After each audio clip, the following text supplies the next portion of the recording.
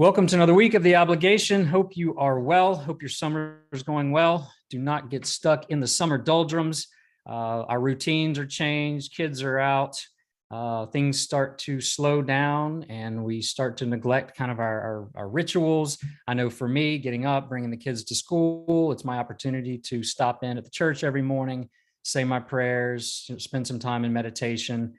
Don't have that now, so I've got a little double up the efforts to make sure I am spending that time thanking our Lord and being with Him throughout the day. So make sure you're not get caught in those dog days of summer, and remember our Lord and our Lady there, always waiting to hear us and speak with us. So anyway, stay safe out there. Hope everyone enjoyed their 4th of July. We've got lots of things coming up on our end. The Martyrs Walk, of course, coming up August 24th to the 26th. It is starting to fill up, guys. So if you're out there and you have not registered, you better get online and do it, because the August event is moving quick. We have the September event just dropped, September 28th to the 30th. So if you miss out on August, we'll be there in September, and good Lord willing, and the creek don't rise, we will be there in October, November, and December, and as much of the future as we can to continue our formation of men and waking them back up to the duties and obligations they have as the men, the fathers, the husbands that God is calling them to be.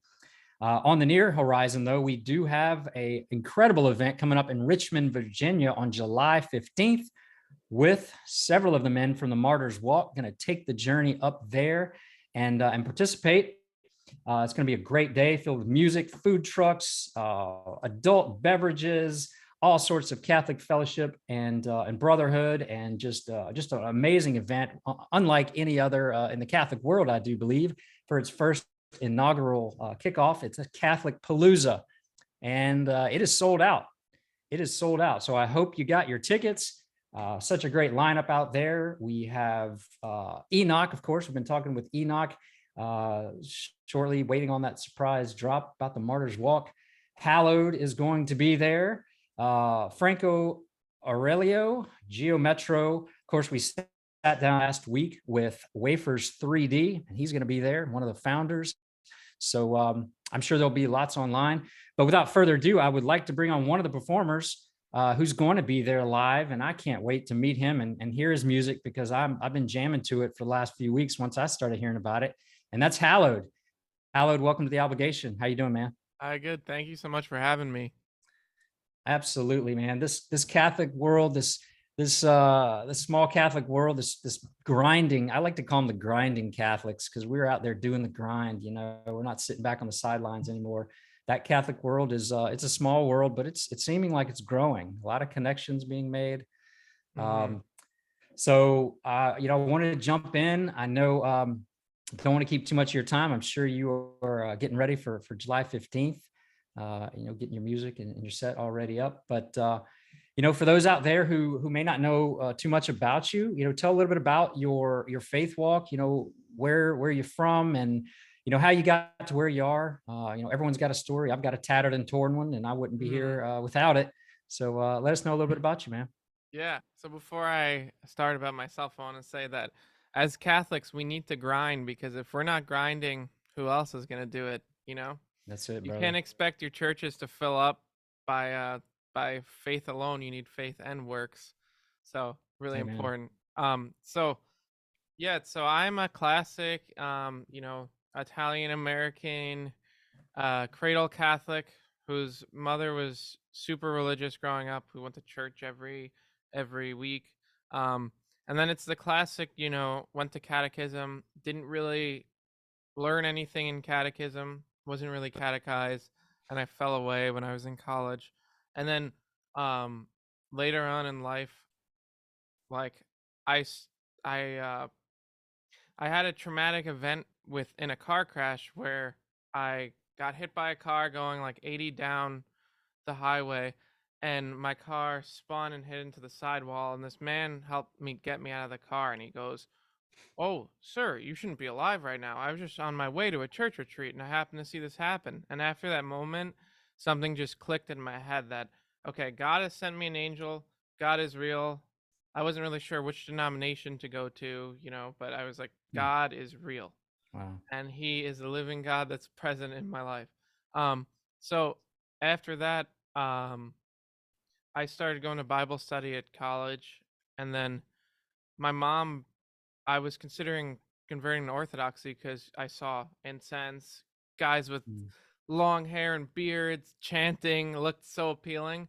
My mm, mom said there's this Latin mass thing because she wasn't a trad by any means, but she was very religious, and she brought me to it, and that just like the snap of the fingers blew my mind. And then realizing, wow, there's thousands of years of church tradition that was hidden from me as a kid. Wait, you're telling me altar girls aren't mandatory? Whoa, you're telling me Susan isn't supposed to just open up the yeah. tabernacle, Yeah. pick up a cimorium, shove her hand into it, and just rip our Lord out of there? Mm, And so that totally changed my mind. And yeah, yeah. now gradually, you know, getting getting back into the faith, and then now going to mass, um sometimes more than once a week, altar serving, which I love to do. And Yeah, yeah. that's beautiful. I mean, just I had watched some of the interview there with Enoch that you had, so I heard a little bit about your wreck, and I and this happens so many times lately. I'm just men waking up and so many of the paths that are so similar. God just he's so unique and infinite, yet there's so many things that cross over, and maybe that's for us. Maybe he allows that for us so that we can see him in the infinite, in the unknown, that he's like, there I am right there. And so I say that because when I was uh when I was 19, so St. Patrick's Day 1994, I was pretty much living a life of grave sin, abusing anything and everything I could abuse at that point in time. I was actually on my way to go abuse something else that afternoon. I wasn't accustomed to wearing my seatbelt, thought I was too cool, whatever. That day before I left the neighborhood, there was this prompting on. My mom was always telling me, "Wear your seatbelt, wear your seatbelt." So we pull out, and in less than a mile from my house, I get involved in a horrific head-on collision, and I hear a voice. I was out. I hear a voice, "Wake up, wake up," and it's stuck with me ever since that day. And I firmly believe that was my guardian angel. Um, and I came to, and I thought, got a little fender, gonna get out, couldn't get out. My roommate at the time, he was sitting next to me, and he was out. He had he would have gone through the windshield if it were not for me reaching over. I had a dog I always drove around with, named Boone, best dog ever, by the way. When I'd slow down, I'd stick that arm out, and just by the grace of God, when that collision took place, I had that seatbelt on. I reached over halfway through the windshield. I broke my collarbone from that additional, jolt. And I was, and here I am to live and tell. And I firmly believe that there was divine intervention in a major way today, which led to a transformation. Of course, it took some time because I'm an idiot, and it took a little time, but eventually, myself stumbled into a traditional Latin mass. First mass I had been to in years. Grew up nominal Catholic, the same as you. Had a devout grandmother praying all the time, but that traditional Latin mass saved my life. So I don't want to sit here and talk about me much, but when hearing your story, I just wanted you to hear it because there are not just me, but there's others out there now that living that and doing that grind, like you said. Thanks be to God that He gave us that opportunity. So that's great. I'm super glad. I know the Catholic world, the Catholic music world, of course, is very thankful to have you. So thanks be to God. Yeah, God will sometimes, pick you up by the shirt and throw cold water on you when you need it. And just in daily day-to-day stuff, minor things like opening up a stupid website and the internet turns off, like Mm, things that we can't yep. think Oh think yeah. about. God is just present and doing this stuff. Um, Oh, absolutely, brother. And I mean, yeah, becomes more clear the more yeah, open you are. yeah. Um, so let's go back. Let's talk about music. Let's talk Okay. about what was some early musical influence in your life. Was that something that's always been present? Were your parents involved in music? What was the musical influence in your life growing up? So, unlike many musicians, no one in my family is musical whatsoever. Okay. My opa, which is German for grandpa, he he apparently sang a lot and was musical, but he died the year I was born, so I never really met him. Okay. So that's where I think the genetics maybe of the music come from. But Sure. when I was in 6th grade, my mom bought me a guitar, and I remember just like picking the guitar up and just like making up a song. And I went to music school, and when I went to music school, I just assumed everyone there was a songwriter. And that's when it dawned on me that being a songwriter is something totally different than being a musician, because the best musicians in the world that play in a quartet, they may never not be able to improvise, or they can but they don't like Mhm. it, or they're unable to write songs start to finish. That's a great So point. Yeah. I had this songwriting talent, and in 7th grade my dad gave me the Mothership compilation album from Led Zeppelin. Okay. Nice. and and then I saw them, and I would just watch them all the time and be like, wow, they're so cool. um Looking back on it now, it's like, okay, they're not as cool as I thought they were now, but that started off my, like, interest in music. Yeah. And then I went to this thing called Warp Tour, which was, Yep. like, the metalcore. And so, ironically enough, my mom says, "You can't listen to metal, it's the devil's music. You can't listen to metal." So I went online, I found Christian metalcore bands. So I was Okay. listening Yeah. to Haste Today, For Today, um August Burns Red, all these Christian metalcore bands, so I still listen to, which is just so funny. Um, and then I was in bands making different music, generally like in the beginning, like Midwest emo type stuff, Sure. like secular stuff. And then when I was in, after these bands broke up, because being in a band, I describe it to people who don't have experience with it. It's like being married to 4 different people or dating 4 different people, trying to get them all in the same place at once. You have to please everybody. It's the drag. So Yeah. I Yeah. started just making music, like, and music is just my, way of expressing how I feel. It's Sure. cathartic for me. So I just made music. It was varied about how it was, and then happened to be reverting to the faith. Music came out Catholic. Yeah. Yeah. No, that's awesome. I mean, I picked up a guitar in my late teens. I went to a pawn shop. I always thought, hey, I want to learn to play. So I kind of self-taught. And of course, that's before YouTube. It seems like it might be a little easier for some guys these days, but picked up the guitar, picked up some chords, just learned to strum. And like you said, like I'd always been, don't get me wrong, I'm a poet and didn't know it, but I always had a knack for poetry for some reason. And so I did a bunch of writing in that same time period. It's funny, all these things that kind of come together here.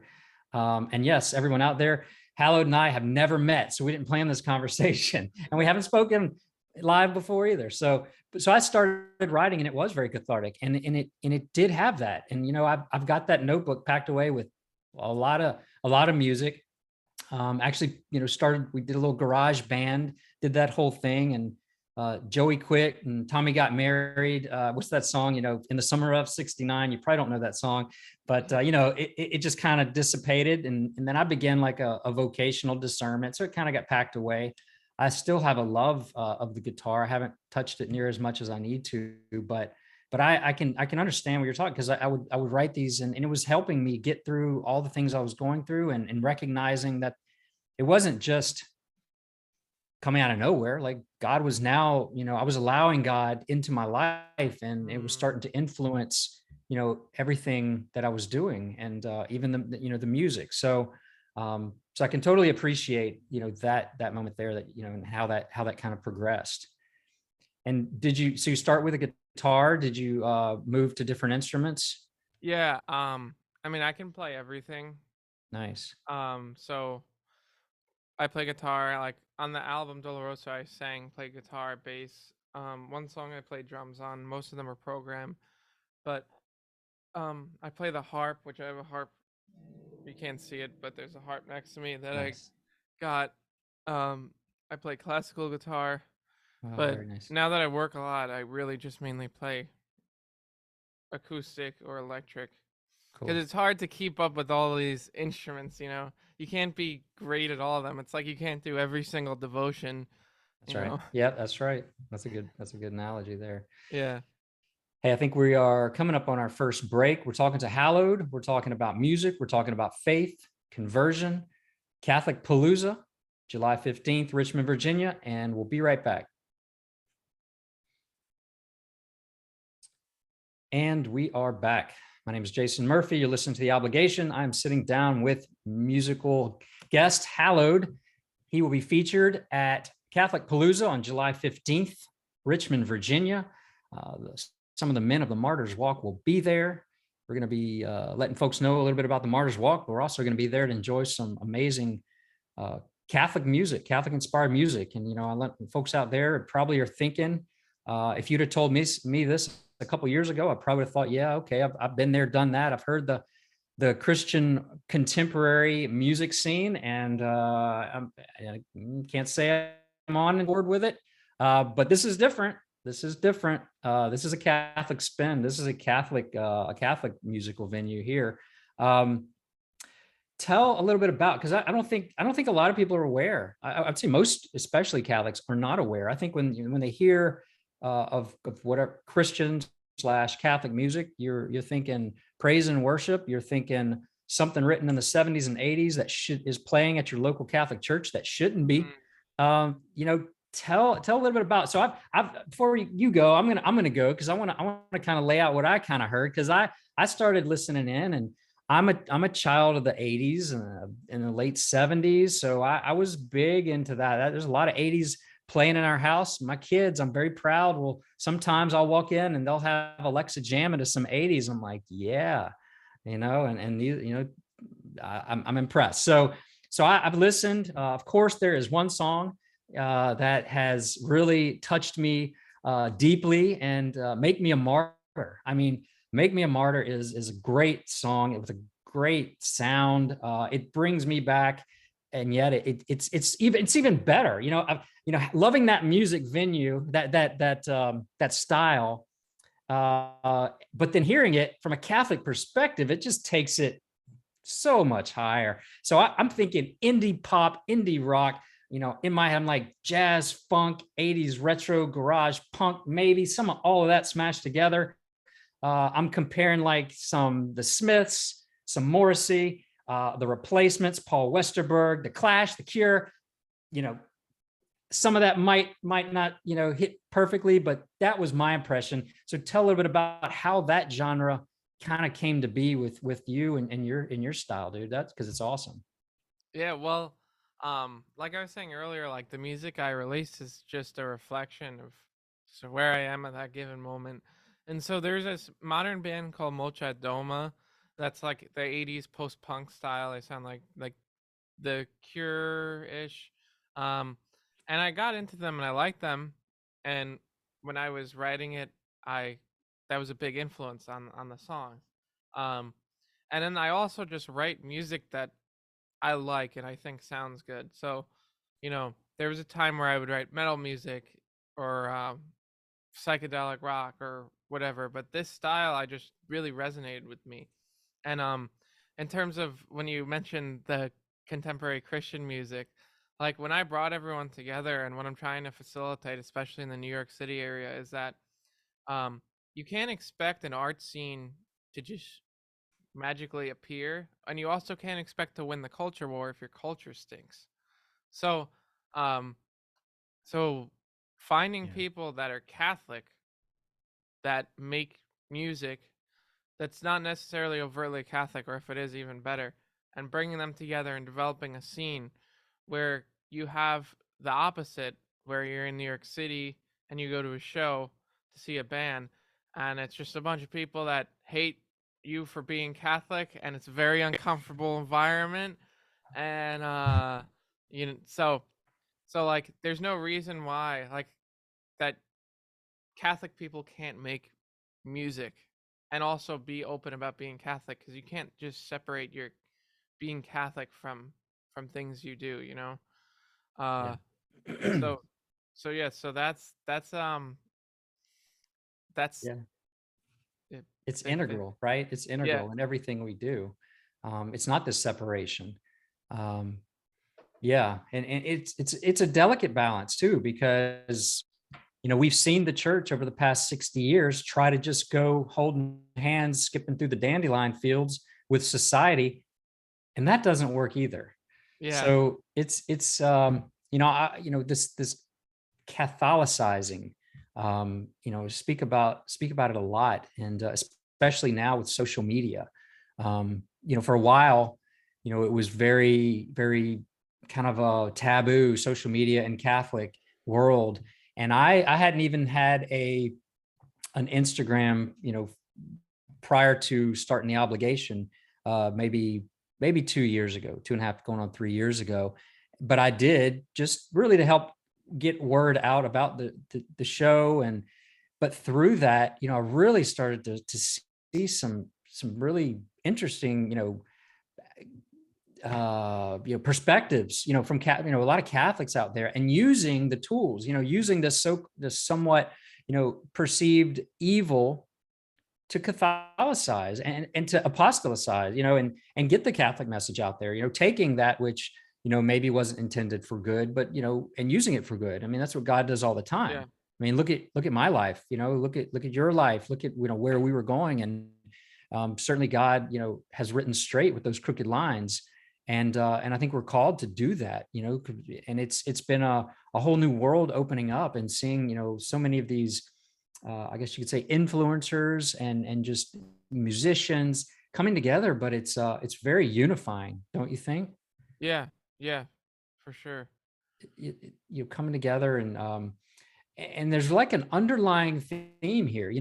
It's so interesting because you have this music which, it sounds, somewhat similar. It's very unique and authentic, of course, but it's got sounds of something, of of the past. Some of it's, some of it as well, future, and it's new. It's novel, it's new, it's, so it's not just a replication of what was done before. It's kind of, I mean, I can make the analogy here, talk about the Martyr's Walk, and I'm not trying to do a segue here, or a sales pitch, but there was a lot of boot camps out there prior to, but there wasn't anything integral with our Catholic faith.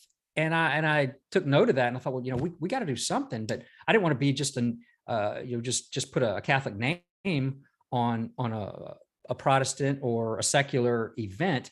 And so we went deeper, and we used that which is authentically Catholic, the Roman martyrology, the lives of the saints, the liturgy, um, you know, all the truths of the sacraments, and we've come up with something even better. And I think that's the same with the music scene. We've taken that, or the social media, we've taken it where from this low level, and we've just injected it with something so much better. When you bring God to it, it just, it opens up, and it just becomes something so much. And I think I went on Yeah. a real deep tangent there, but the No, underlying point, my point was, is that the majority of these people are advocates and promoters of the traditional Latin Mass. It's a very interesting dichotomy of where we are. Yes, are there your Novus Ordo? I hate even calling them Novus Ordos, because I just, there's certainly good Catholics at your local parish, for sure. I mean, I go back and forth. We're in between. We go about half and half. So no judgment there. I mean, it's a But different right though. Like, I mean, that's a controversy thing to say, yeah, but like, yeah, it's just I going to Latin mass, and I'll go to weekday Novus Ordo masses, but like, I don't I don't know the responses really, because I didn't like grow, because it also, when I was growing up, it changed when Benedict changed the translation, because the NIB yeah, translation was horrible. That's right. Like, so then all of the responses I memorize change, and then at any given mass, it's different.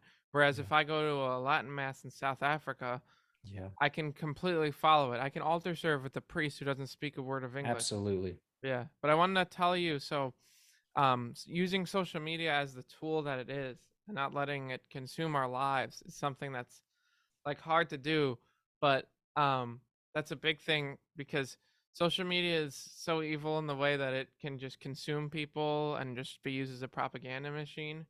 And something like trying to do it is using it as a tool and getting people like us together, That's right. which the enemy doesn't want. And No, then no. I wanted to bring up my last show that I played. There was this bar in Manhattan, um, and so in New York City, there's a scene of artsy people that are receptive to Catholicism. So we found this bar in Manhattan that was willing to have a show, and we Mm. packed it out. And I had my friends, my church friends, sing sacred chants and Wow. sacred music, and I have a friend that composes hymns. Um, so so I think about how, growing up having the world and secular music being stuffed into my liturgy. Well, what if we just stuff sacred stuff into the modern world? So, Amen. and then maybe we can find a balance, Yes. I you know? agree.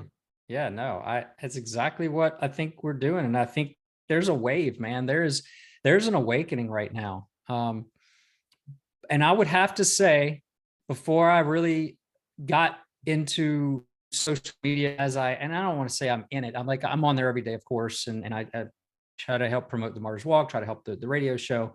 Um, and you have to be careful because it can get tricky. And that the enemy wants that. Boy, he's waiting for that little pop-up. He's waiting for you to slip on down that site or wherever that that ad or whatever it is. So certainly we have to always be on guard and be ready. Mhm.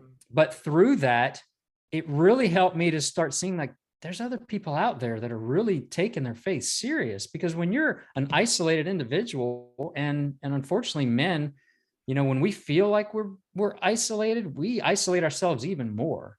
We kind of pull back even more, like, hey, I'm putting my guard up. I'm just checking out and I'm pulling out of this. And I started to find out about these little pods out west, California, Texas, New York, and of these Catholics that are like, really grinding. And one in New York as well, up in Albany, Caesar Vasquez I speak of, last fall. I mean, I was getting lazy, slowing back on my faith practices. I wasn't, I wasn't missing mass or anything. Certainly wasn't, living a bad life. I mean, starting to get lazy, I would say complacent. And I saw these guys praying the rosary at 5:30 in the morning. I'm like, yeah, like that's solid, man. Like you don't see that. That is not normal these days. Mhm. Especially guys, in their late 20s or 30s, and even younger. I know that they're out there doing it now. But seeing that, it just changed the game for me and said, "Hey, I gotta step my game up." And here I sit right now, Martyr's Walk was born, and wanting to help other men out there that feel like, hey, I'm getting lazy, I'm getting complacent. The enemy is blockading me, and I need to be waking up. I need to be ready to defend my faith at any moment in time these days, don't you know? Mhm. S- So, I'm glad to hear that, especially in New York. I mean, we talked about the belly of the beast, and that's great. Was that like a Catholic pub or something? Maybe some Irish, Italian kind of owned pub of It was some sort? actually a Bulgarian bar, Okay. All right. and the people there didn't know what was gonna hit them. So, yeah. That's But great. also too, like on Long Island, and New York City and New York in general, not too much upstate, but it's one of the most densely populated Catholic areas, like per capita Yeah. almost. And I think about how some of our dioceses have more Catholics than some archdioceses. Mm, Like, but they're baptized, they're not really going to church. And it's yeah. mind blowing. And like there needs to be, like, just statistically there has to be some like like there has to be a bunch, because man, like 1% of a million is still a lot. That's right. Yeah. I mean, even if you look at the 30% who actually believe, In those numbers, there's certainly got to be a bunch out there, and we're being heard. And events like Catholic Palooza, artists like yourself supplying the music, because you're going to get a lot of folks going there that maybe not have experienced that in such a grand scale, myself included, that are going to go back, that are going to spread the word, they're going to promote it, and it's just when God is in it, it just changes it, and it's gonna be heard differently. It's when you see folks that are respected, certain influencers that are promoting it, they're gonna stop, they're gonna pay attention, and I think it's great. It's that time. It is time for some renewal, for sure, especially in places of New York where such authentic Catholic foundations that are probably some of the worst liturgies and attended churches. I mean, you can see all the numbers of churches closing in the Northeast and And across the schools, Midwest. Catholic schools closing every year, a few, which is mind blowing to me how many, like for those not, because New York is a place completely different, alien to any other area. Like, imagine you're driving 3 miles down a road, and there's probably going to be like three Catholic schools and churches Mhm. there. Like, you can just walk to, there's so many churches, you know? Yeah. And there's just so many empty churches too. Oh yeah. Yeah, I mean, it's time, and it's we don't want to this the phrase, the saying, Fulton Sheen. Certainly it doesn't get old in my world, but it's not going to be the bishops, not going to be the priests. It is going to be the laity, and I do believe those prophetic Mhm. words, and I think we are on the cusp, if not all the way, fully into that place where it's time. It is time for the laity. For many years, I think the faithful sat back and just thought, well, that's what the church is doing. And of course, in the 1960s, 1970s, we just didn't have the background, we didn't have the experience, we didn't have 60 years of the science. I call it the sweet holy science. They talk about boxing, the sweet science, but I call it the sweet holy science. Now we have the science of 60 years and seen what that infiltration, what that letting down of the walls of the church and the smoke of Satan, that even our Pope Pius our Pope Paul VI spoke of. It's there. There's no hiding from it. And now we've got the faithful rising up. We have a handful of bishops that aren't afraid to stand up, and they're being heard. Because Mhm. speaking of Bishop Strickland, he's being heard, and the Vatican's visiting, and there. But I say back your bishops, especially the ones that are going to stand up, because that's going to help the next bishop stand up. It's contagious, and that's what we need. We need the laity to step up so that the bishops and the priests feel that they're backed, because they're going to have a hard time stepping up if they don't think anyone's backing them. But I think there's a large enough contingency now that they know we are there, and we do support them, and we do support traditional Catholic teaching, theology, and liturgy. I think we're going to have to jump off on our second break. We were talking to Hallowed, one of the headliners at Catholic Palooza, coming up on July 15th, Richmond, Virginia. And we'll be right back. And we are back. Welcome to the third segment of The Obligation, talking to Hallowed. We are, covering a lot of ground: music, conversion, traditional Latin Mass, the rise of the faithful. It is time for Catholics to retake their land, retake their stand, and and get active again. We can't sit by and watch the enemy attack our church, watch society and secular invasion. Um, we are the blockade. We are going to stand up. I wanted to ask you, so being, as a musician, as a traditional Catholic, um, not necessarily in either order, but what do you do for brotherhood and fellowship? What keeps you kind of focused and hold you accountable? Well, so I actually started a men's group that Okay. it's it's beautiful because the men's group started with like a few guys, cuz my mom, when she was alive, she said to me like So I started reverting right before she got cancer and got sick. I'm sorry. And she told me like, "Oh, invite your Catholic friends over and I'll buy pizza or cook for them and buy beer and they can come hang out." I didn't really have any Catholic friends at the time, so I also wasn't too into it. Then after she passed away and seeing like the world literally burn in 2020, Yeah. uh I called the 4 people that I knew in my phone who were Catholic and said, "Hey, Mm. we're going to pray the rosary at the Divine Mercy Chaplet and then hang out." And that started and it just blossomed. That's And great. each week we have like 10 to 15 people. And like I see how people like, because people will post like, "Oh, men's groups in these areas die out and it's hard to keep it going." But what keeps it going is the constant renewal. Like, That's right. because I constantly try to go out and invite new people. Just like how could you interview people on your show if you didn't go ask people to be interviewed? They're not Exactly. just gonna appear. No. I thought that for a while, but no, Yeah, that's no. not how it works. Yeah. So for a men's group to grow and to have fraternity, it's good to have your core close friends, but to make that group last, you need to Mm, keep bringing people in, and also it's your duty as a Christian to show people the gospel. Like watching guys come in who are like, I mean, I don't know, I'm kind of agnostic or whatever, and then a couple months later went to the confession, or people that are interested in Catholicism come, and like watching conversions happen in real time and actually having a community, because growing up there was no community. I went to church, and then we went to the diner and I went home. There wasn't a bunch of young people at mass.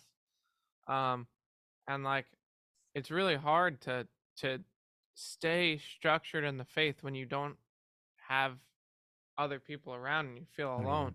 for Because then sure. when you fall, say you don't go to mass, and you have 6 people hitting you up, being like, "Oh, whoa, where were you?" Yeah, that's right. It's easier to get pulled out of that hole.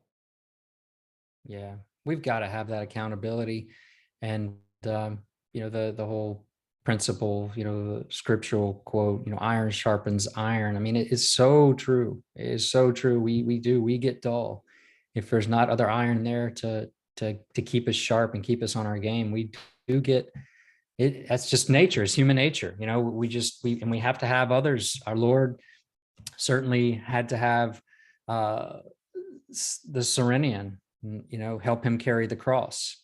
And maybe not that he needed him, but he needed us to see that he needed him. And as an example, that, and we need that. We need to be Cyrenians to others, and they need to be to us. That's so important, and that's one thing with the Martyrs Walk. We bring our men through. It's very intense. It's very intentional. It's very specific to each man. It's not a competition, not a race. Each man is a is his competitions against himself. But in the end, those men are forged in brotherhood and fellowship, and they stay in contact with each other, and they hold each other accountable. Even in the small little groups, just a message, hey, don't forget today is a day of abstinence, or Hmm. hey, don't forget today is a holy day, or hey, you pray your rosary and make a point, hey, where were you at mass? Um, it's hard, but I think, forging that, and it takes people standing up and do it. You got to do it. I hear a lot of guys say, oh, I try to start a men's march, or I tried to start a rosary, and no one showed up. Well, you got to do it. You got to do it, and you got to go out there and get them. You also have to um keep showing up, yes, because like consistency. it's just persistence. It's not like you're gonna have an idea and it's magic. It's day after day. Because I started, there was 4 people, then there was a couple groups with just me and one guy, but the consistency of every single, like make meeting once a week, like being consistent. Because once you like start falling apart, your consistency, then it just withers away. Yeah. Because it's like you know it's same thing with playing a show as a musician. Like if I quit after the first show I played for no one, yeah. you know. Yeah. Yeah, you got to keep going. What is it, will this be one of the bigger venues you've been at, you think? Is this Yeah, this is definitely gonna be the biggest. Like I've played at in April, I played at a huge venue in New Jersey. It wasn't packed with people, but it was like this really cool spot that my friend runs. But this is gonna be probably the most people ever at a place for that want to see me, Cool. which is mind blowing.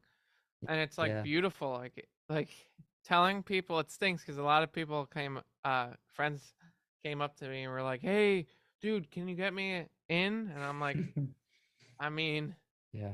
you didn't buy a ticket, like I want to, but it's honestly a great problem to have, you Yeah, know? for sure. Like we're having an event that is is basically at capacity, you know? It's Yeah. like, oh wow, we have to build another annex because the church is too big to hold everyone. Like good problems to Hey, have, absolutely. you know?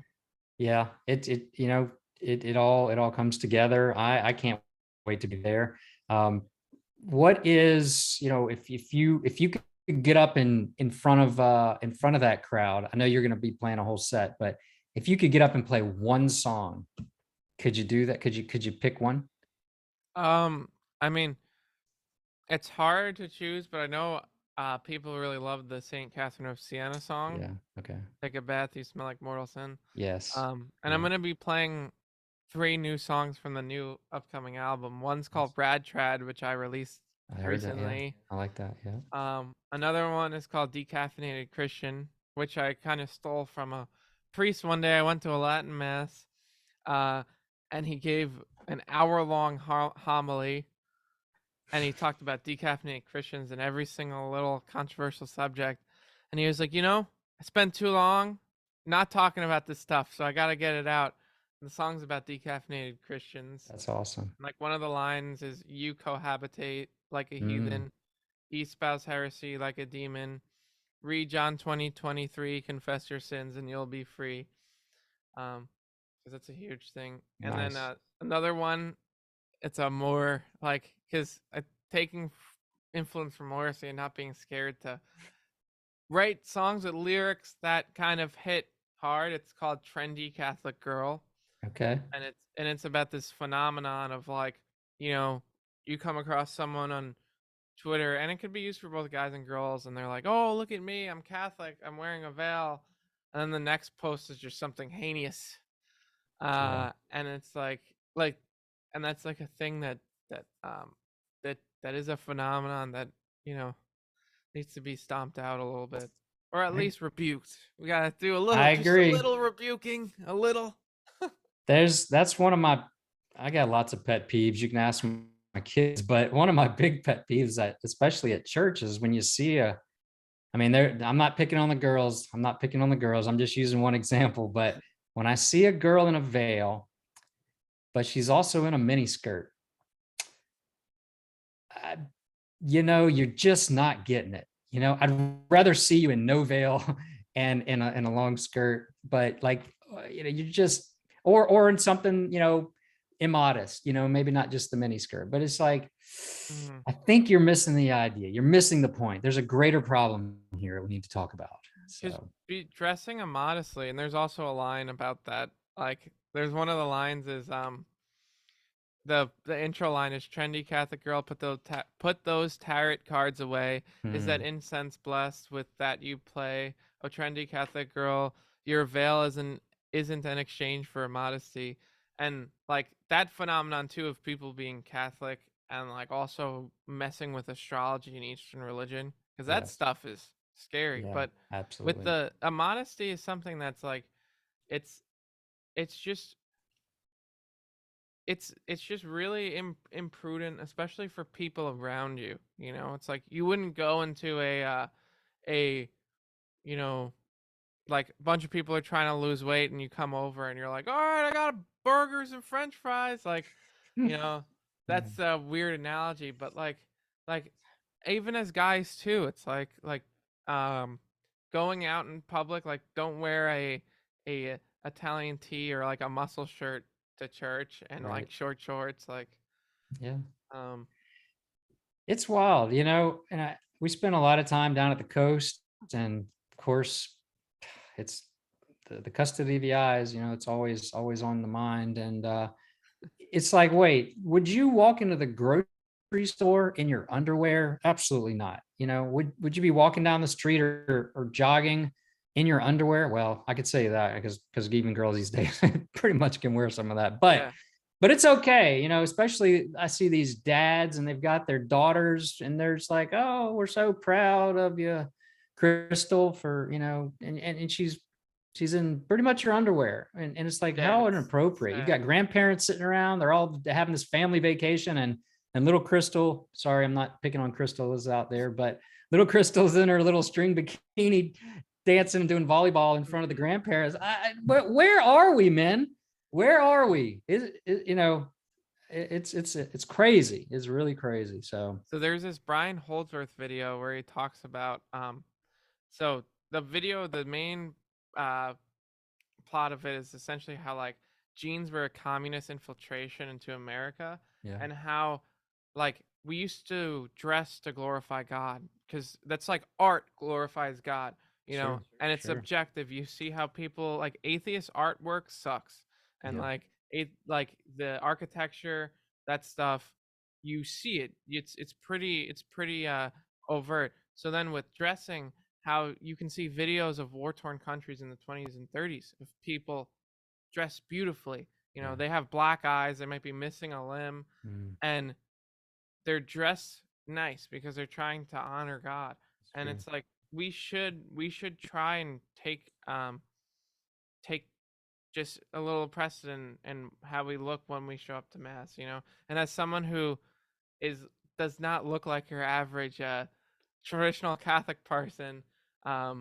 Like it's something that I'm starting to really get into. It's like, okay, I gotta get linen clothes, which is the linen right here. Linen clothes in the summer to wear a suit so that I'm not sweating, That's and right. then this style. Because then you also just feel so much better when you dress up. So yeah. Yeah. Yeah. I started that practice a few years ago. I just started holding myself more accountable, wearing that tie, wearing that suit. Um, don't ever dress up. I hate dressing up, but I will dress up for our Lord. Hmm. You see that these baptisms and these things for the kids, and the parents tend to dress up a little more, and that's great. I applaud you for dressing up for the baptism or for the first communion, but the King of Kings and the Lord of Lords comes every single day. Especially, and of course, I'm speaking more on Sundays when they're going to be there, but that's kind of a perspective I took. Our Lord is there. If you're going to dress up for your child or another human, come on, put on a suit, put on a tie. Not saying it always has to be, just put yourself together. If you Hmm. don't have a suit or tie, understandable, but put on the best of your best. Show up for our Lord. So I think that's important. Um, Hallowed Beats, my man Hallowed, great sitting down with you today. We are really excited to hear you, see you in a couple of weeks, not even a couple of weeks, just a few days, I guess, July 15th. If folks want to learn more about your music, find you, what is the best way they can go about doing that? Um, Go to hallowedmusic.com. That's my website, HALLOWED.com, hallowedmusic.com. And then my Instagram is hallowedbeats, and I post there a lot. And from my website, you can find all of my socials. Awesome. Well, we're definitely going to be you know we'll putting a little of your music out there, especially got to say, I just one of my favorites, "Make Me a Martyr." Mm, We might hear that. So check out the Instagram there, the Martyrs Walk. Um, Catholic Palooza. I'd like to say go out and get your tickets, but they're sold out. You waited too long. You'll have to catch them next year. And but I'm sure there'll be lots online to get you motivated. Make sure you get those tickets early next year. But again, if you got your tickets, come by and see the Martyrs Walk, the Men of the Martyrs Walk there, July 15th, Richmond, Virginia. And if you haven't gone online and checked out the Martyrs Walk, and you're curious, you want to find out, go to www.themartyrswalk.com. If you're ready to take the next step, click on the button, the application, and send us your info. We'll set up an interview. And Hallowed, hey, brother, we will have a spot for you whenever you might make your way down to Charlotte. We'd love to have you. yeah. So, all right. Well, brother, I appreciate you coming on, and I can't wait to hear you. And we'll be praying for you. praying for all the artists there on July 15th. And for all of those out there, thanks for tuning in, and we'll catch you next week. God bless, and Esto Vir.